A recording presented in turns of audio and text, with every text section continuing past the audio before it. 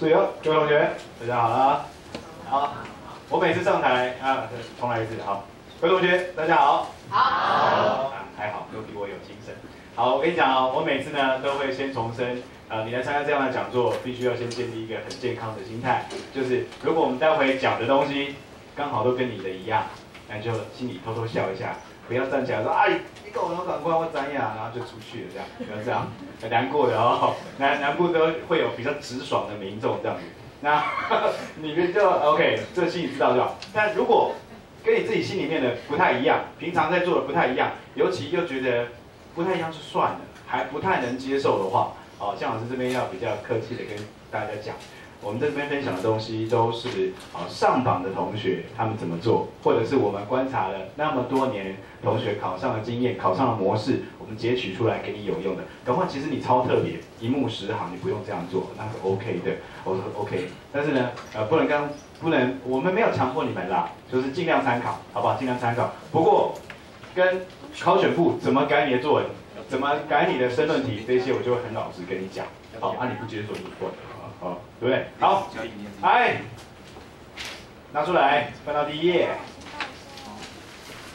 翻到第一页，好，8个问题，圈圈叉叉都写好了，跟理由都写好了哈。OK， 今天板书的内容，红笔你在抄，红笔你在抄。你如果不想全部抄的话，不想全部抄的话，红笔的部分几乎就是这8个最重要的读书心态。好，你想抄，因为不想抄那么多，那你就抄红色字就可以了。我会尽量提醒你，很重要的事情，我会请你们用红笔抄下来，好不好 ？OK， 那开始之前，先让我了解一下现场，你的考试形式不需要写任何手写的举手。意思就是全部都是选择题的举手，来啊，举好啊，好，来，请上下，跟上一场一样哈，来，因为大家都很陌生，好，虽然说有部分是熟面孔，但是大家都不好意思，很多男生会举到天花板，很多女生就是，可以来建立一个小游戏，当我说男生小举手就这样，女生小举手就这样不要这样，好，因为我会误会，然后 OK， 我们试试看，我要知道大家的反应是什么，所以现场麻烦男生小举手。男生好 ，OK， 好，那女生麻烦小举手。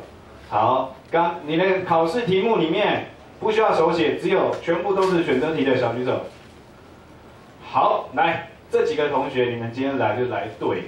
好，很多同学会以为这样的手写的讲座跟我没有关系，但事实上，请问全部只有考选择题的同学，你上课还是得做笔记，对不对？对不对？我跟你讲，你做笔记的模式。跟重点方式就是我待会要讲的申论题的方法，非常有用，所以选择题的同学你们还是要仔细听，都是有帮助，好不好？好，来看这边，上礼拜我们有参加过读书完美笔记讲座的同学，我们学到最重要一件事情，就是念书要干嘛？还记不记得？有人可以回答我吗？2个字，那是笔记，笔记最重要的原则是写得出来，但是念书要干嘛呢？来，2个字。红笔写下来，快点，动，还是要舍得哈，还是要舍得。念书就是要越念越少，好，一样，原则一样，念书就是要舍得，舍得。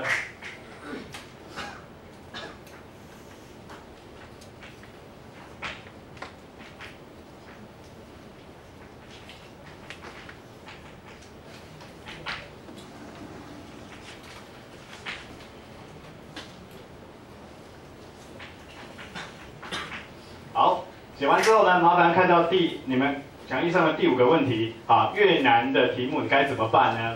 来，小举手，你觉得越难的题目你应该要先念的举手。好，放下来，我想知道越难的题目不应该先念的举手，有吗？你不要看我这样讲故意吓你你可以老实承认哦。好，很好。来，看看这边我们怎么分当你开始念书的时候，前面请你念比较大的科目，好，后面念比较小的科目。再仔细一点，前面念分数多的科目，后面念分数少的科目。如果你还想要问我学科或法科怎么分的话，麻烦学术类科目，运输学、企管学、经济学、会计先念，然后呢，法科